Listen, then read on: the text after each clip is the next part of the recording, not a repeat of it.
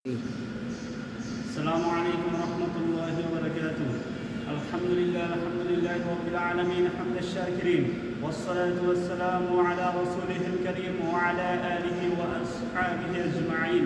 فأعوذ بالله من الشيطان الرجيم. بسم الله الرحمن الرحيم. يا أيها الناس كلوا مما في الأرض حلالا طيبا. وقال رسول الله صلى الله عليه وسلم النظافة من الإيمان. صدق الله العظيم.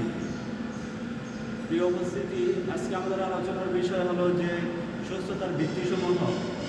তো সুস্থতা হলো আল্লাহ তাআলার পক্ষ থেকে এক বিরাট নিয়ামত। আর রাসূল সাল্লাল্লাহু আলাইহি ওয়াসাল্লাম হাদিস শরীফে বলেন যে মানুষ দুটি নিয়ামতের প্রতি খুবই উদাসীন। সবচেয়ে বড় দুটি নিয়ামতের প্রতি মানুষ খুবই উদাসীন। এক নম্বর হলো সুস্থতা, দুই নম্বর হলো অবসর। তো আমরা অবশ্যই আল্লাহ তাআলার এই নিয়ামতকে প্রাধান্য দিব, নিয়ামতকে আমরা গুরুত্ব সহকারে আমরা তার ব্যবহার করব। তো আমরা কীভাবে সুস্থ থাকতে পারি, এই জন্য আপনাদেরকে আমি 5টি টিপস দিব। তো এই 5টি টিপস যদি আমরা অনুসরণ করতে পারি, ইনশাআল্লাহ আমরা সুস্থ থাকতে পারবো।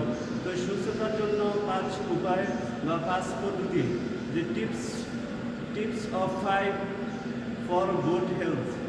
তো 1 নম্বর হলো আমরা পরিষ্কার পরিচ্ছন্ন থাকবো, নিট অ্যান্ড ক্লিন। 2 নম্বর হলো আমরা ভালো খাবার খাবো, যে ইট গুড ফুড।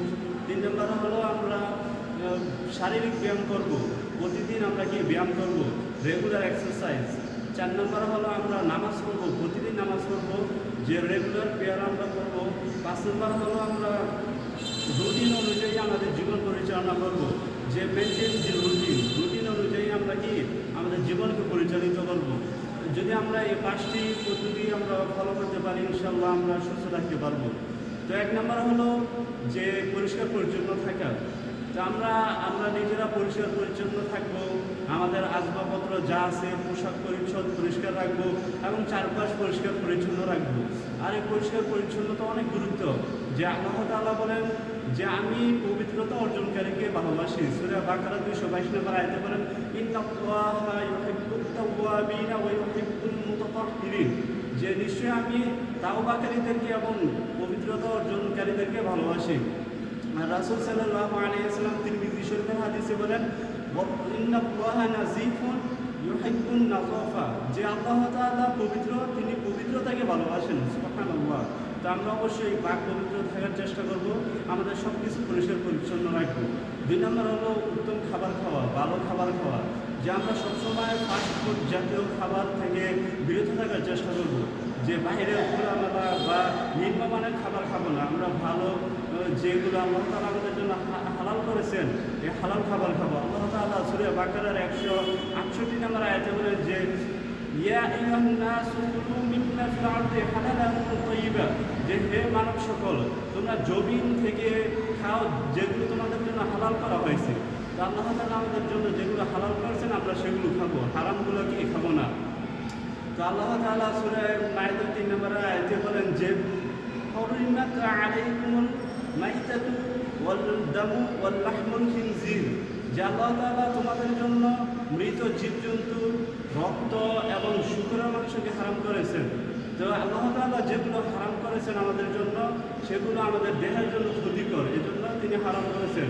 আর যেগুলো হালাল করেছেন সেগুলো আমাদের জন্য অনেক উপকারী, উত্তম। তো আমরা হালাল যেগুলো আছে এগুলো খাবো আর হারাম থেকে বেঁচে থাকবো। 3 নম্বর হলো আমরা রেগুলার এক্সারসাইজ করব, যে নিয়মিত আমরা ব্যায়াম করবো। আমরা তো এখন শুধু খাই আর ঘুমাই, এই জন্য সমস্যা। এই জন্য আমাদের সারা রোগে আমরা ভরপুর, যে সারা দেখি রোগ। তো যারা কাজ করে রেগুলার শ্রমিক, আপনি দেখেন ওরা আলহামদুলিল্লাহ কত সুস্থ আছে। তো আমরা শারীরিক কাজকর্ম করবো এবং রেগুলার এক্সারসাইজ করব, যে সকালে না ঘুমিয়ে হালকা আমরা হাঁটাচলা করবো। সকালের বাতাস অনেকটা পবিত্র থাকে, পিওর থাকে। তো তারপরে হলো আমরা নিয়মিত আমরা পর্যাপ্ত পরিমাণে ঘুমাবো, রাতে বেশি জাগ্রত না থেকে আমরা ঘুমিয়ে যাব। তো পাশাপাশি আমরা যে আল্লাহ তাআলার কাছে দোয়া দরখাস্ত করবো, আমরা দান সদকা করবো এবং আমরা মেডিটেশন করব। এগুলো করলে ইনশাআল্লাহ আমরা ভালো থাকতে পারবো। 4 নম্বর হলো আমরা নামাজ পড়বো।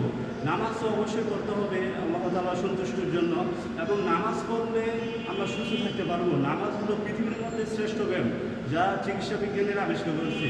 তো আমরা অবশ্যই নামাজ পড়বো। নামাজ পড়লে আমাদের যে এক হলো আল্লাহ তাআলা সন্তুষ্টি অর্জন হলো, তাহলে 2 নম্বর হলো আমাদের যে শারীরিক ব্যায়াম হয়ে গেল, আমরা অবশ্যই নামাজ পড়বো। যারা নামাজ পড়ে তারা আলহামদুলিল্লাহ অনেক সুস্থ থাকে। তো 5 নম্বর হলো আমরা কি রুটিন অনুযায়ী আমাদের জীবন পরিচালনা করব। যারা রুটিন অনুযায়ী জীবন পরিচালনা করে তারা অনেক সুস্থ থাকে। আমাদের খাওয়া দাওয়া, ঘুম কৌশল, যে আমাদের কাজকর্ম, লেখাপড়া সব কিছু আমরা রুটিন অনুযায়ী করবো। নির্দিষ্ট একটা সময় আমরা পানাহার করবো, নির্দিষ্ট সময় গোসল করবো, নির্দিষ্ট সময় ঘুমিয়ে যাব। যদি আমরা এগুলো অনুসরণ করতে পারি ইনশাআল্লাহ আমরা সুস্থ থাকতে পারবো। আল্লাহ তাআলা আমাদেরকে এই যেগুলো বলছে এগুলোর উপর আমল করার তৌফিক দান করুন। ওয়া আখিরু দাওয়ানা আলহামদুলিল্লাহি রাব্বিল আলামিন।